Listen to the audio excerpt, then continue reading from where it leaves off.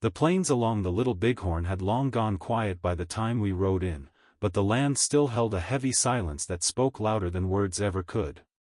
It was 1876 when I came to that grim stretch of earth with the Second Cavalry. We weren't chasing glory, those days had passed. We came to see what remained. The fight was over. The damage, done.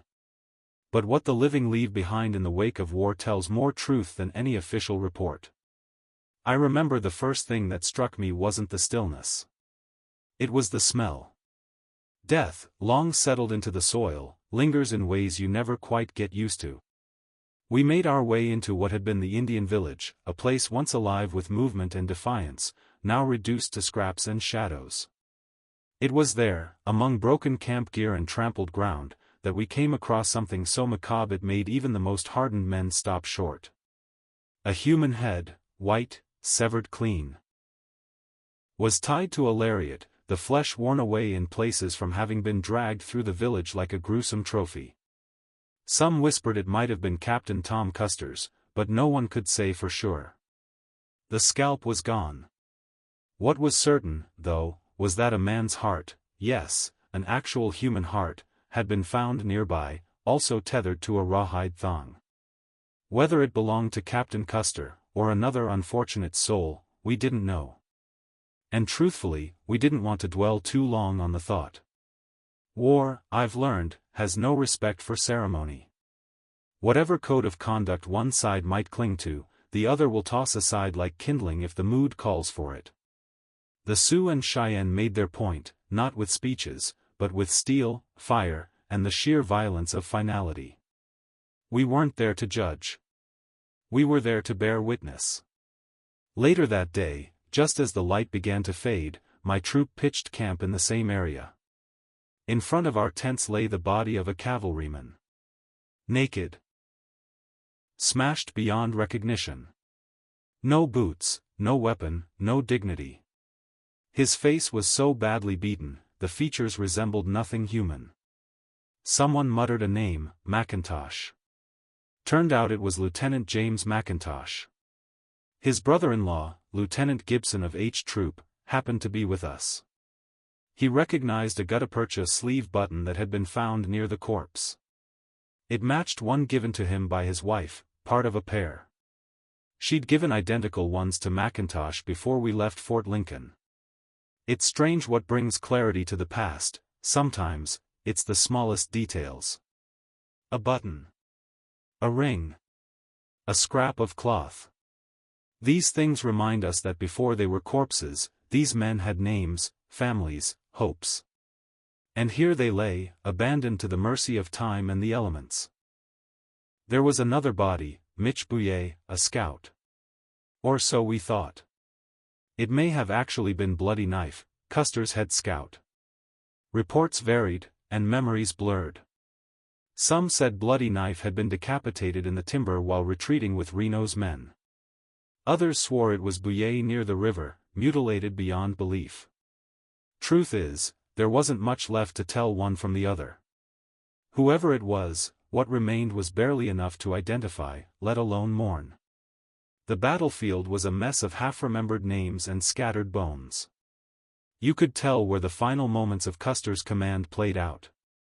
Small clusters of remains told the story, groups of 3, 4, sometimes more, cut down while trying to make a final stand.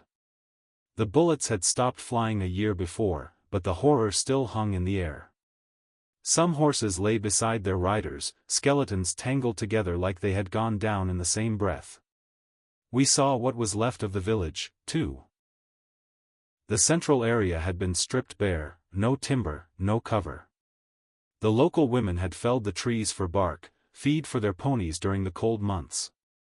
What remained were the teepee poles, toppled or leaning, some charred.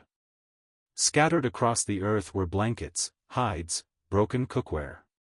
Leftovers from a hasty flight. But it wasn't just supplies they left behind.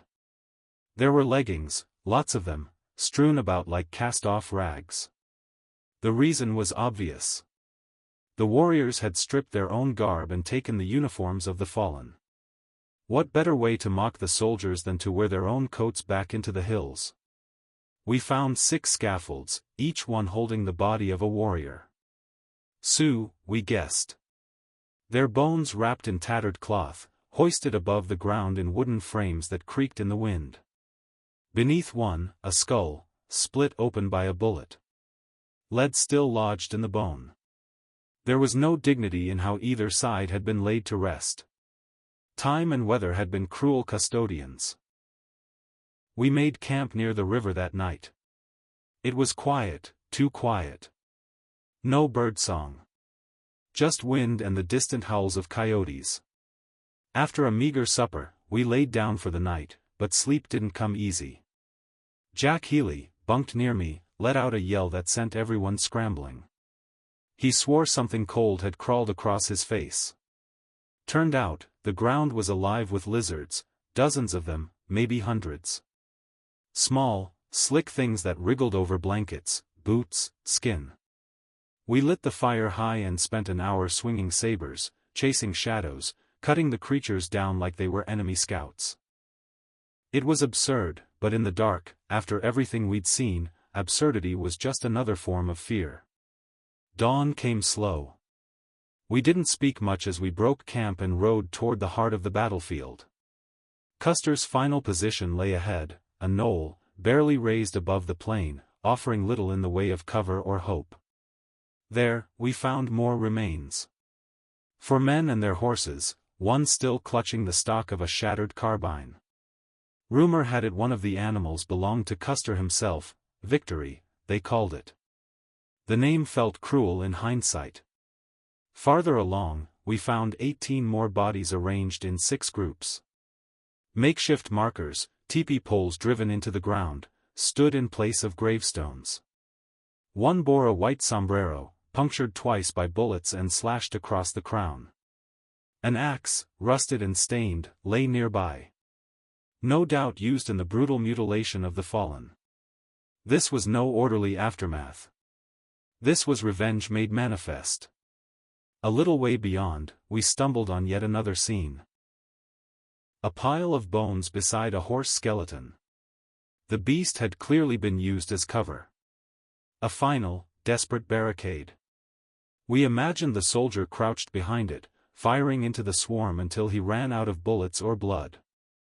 The trail that led back toward the river was littered with fragments of gear, shattered sabers, fragments of saddle and spur.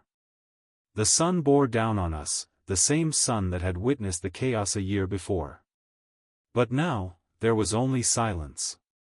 At the very end, we reached a low divide. From there, you could see it all, the river, the ravine, the slope where Custer made his last bid. Men still argued over what went wrong. Some blamed Major Reno for not pressing forward.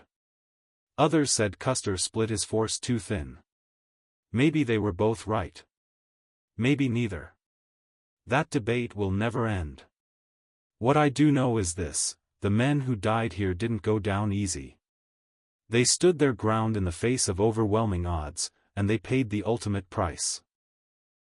The least we could do was remember them, not as heroes or fools, but as soldiers who did their duty in a place where duty became death.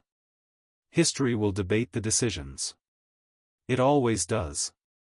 But for those of us who walked that land, the only truth that mattered was written in the dust, the bones, and the silence of the little Bighorn.